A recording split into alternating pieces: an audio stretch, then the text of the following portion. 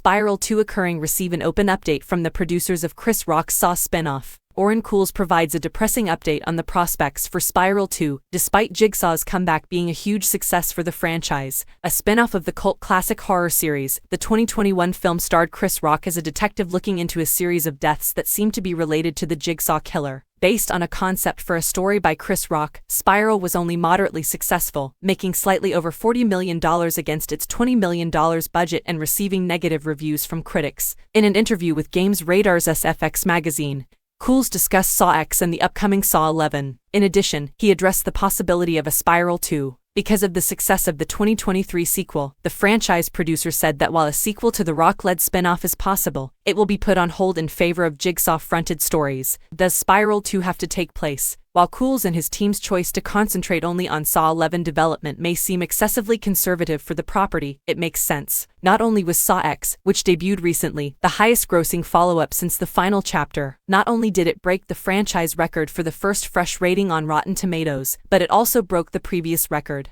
What's even more amazing is that these favorable reviews were sufficient to earn the certified fresh rating on the review aggregate, which currently has an 80% approval rating from critics and an 89% audience score. Apart from the triumph of the latest film, the other obstacle for a possible Spiral 2 is the film itself. Although not the least well-reviewed film in the series, Rotten 37% of reviewers gave it a negative review because its socially conscious plot fell short of completely liberating the franchise from its formula. Despite receiving a 75% rating from viewers, Spiral ended up being the lowest-grossing film to date at the box office, indicating that audience sentiment was not as strong as expected. This was partially explained by the spin-off opening in theaters during the COVID-19 pandemic. But the unfavorable reviews were also considered to have contributed to the film's poor performance.